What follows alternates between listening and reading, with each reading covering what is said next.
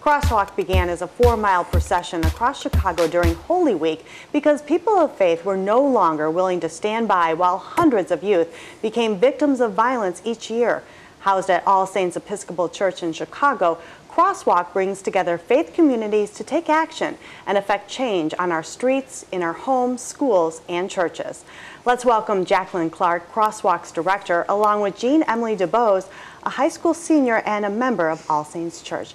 Thank you both for joining us today. I really appreciate it. Thank you. So Jacqueline, you like to be called Jack. So tell me a little bit how CROSSwalk started. Members of our congregation have a tradition of thinking during Holy Week about where we see crucifixion in the world today. And one of our members is a chaplain at Stroger Hospital in the trauma department.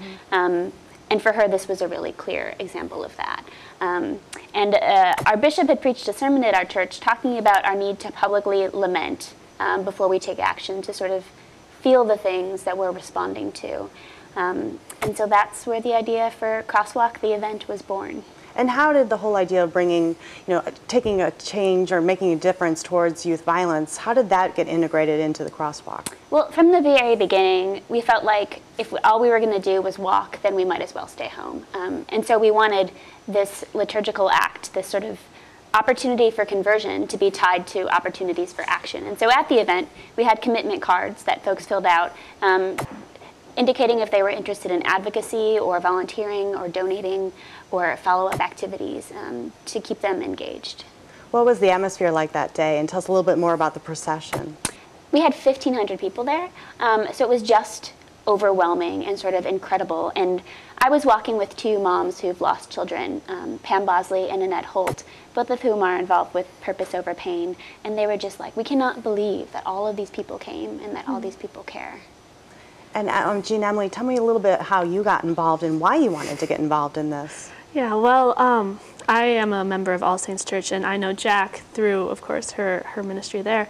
And, there's a big push in my youth group to really talk about violence and talk about the impact it has, especially because all of the students, we're that age. We're the ones who are being, or, people our age are the ones being killed or being affected the most.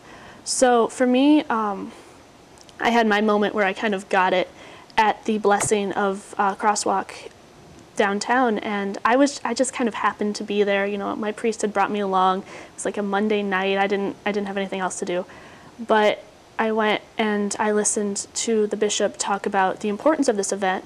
I was like, okay, yeah, I see it. But what really moved me was this mom who had lost a child, and she spoke about him, with such love, even though it had been 2 or 3 years after he had died. And it just kind of hit me that, that could be my brother, my sister, that could be some of my friends, those could be my classmates. And I felt I had to do something to help. So what has been done since the CROSSwalk? What's being done now to make a difference in the communities and with other faith communities, with other faith groups, with other organizations? Right. One component of what we're doing is other community events. We had a peace walk in Rogers Park that Jean played a big leadership role in, and also a back-to-school blessing on the West Side that we called West Side Alive. And these events were really focused on building relationships, because I feel like that is a big part of this, that no one's going to stay engaged unless they're in relationship and talking to folks and understanding what's going on. And it also enriches us, I think, to participate and to build those relationships across communities.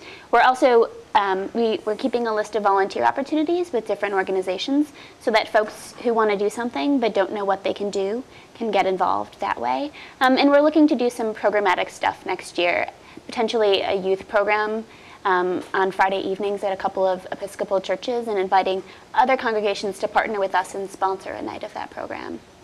Well, despite all the efforts by the police, by faith groups like yourself, it just seems that the youth violence just continues to escalate. I mean, can we really make a difference? I mean, how do you feel that we can make an impact and change this situation? A lot of that is about relationship. And I think that if I were to put on my sort of like MDiv hat and make a spiritual diagnosis, I think it's a failure to recognize each other's humanity and sort of being afraid and sort of stuck in ourselves and unable to sort of recognize what's going on with other people, and that's the sort of thing that allows us to respond with violence. And so that's a big part of what I'm hoping to do, to build relationships among youth in communities that are greatly affected and communities that are less affected.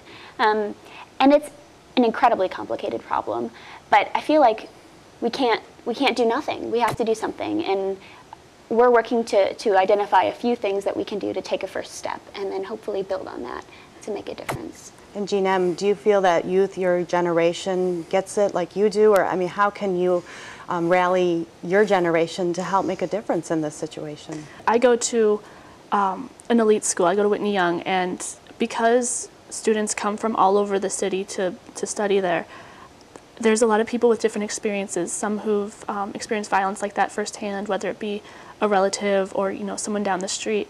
And I think people are very aware of what's going on, and I think that if given the opportunity to help and make a difference, they would gladly take it. So what would you like to see done differently? What more can we do? I think the biggest thing is it's very frequently kind of pushed under the carpet. Like, we don't like talking about, the people who have died, because it seems kind of like a failure, on the part of the city or the churches or whatever. So I think the biggest thing would just be to address it, and I think that's what CROSSwalk did really well. We had all those people there who were able and ready to, like Jack said, lament the loss of these individuals and then take steps to heal. So tell me a little bit about your personal faith journeys and how that's playing a role in CROSSwalk and how you've gotten involved in this.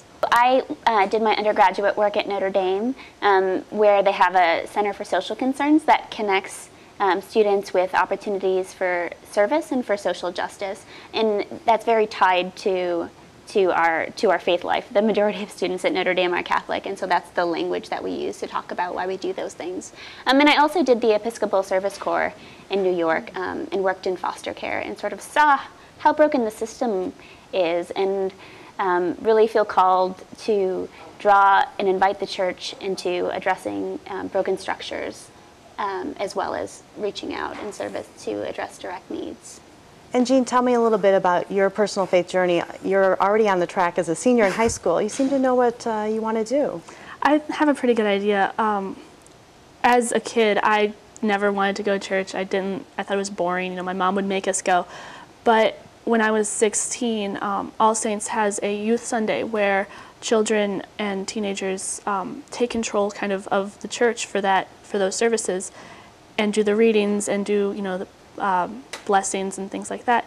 And my pastor asked if I would be the one to deliver the sermon, which was something so totally out of my comfort zone. I can't stand the thought of public speaking. But we worked together to really hone something.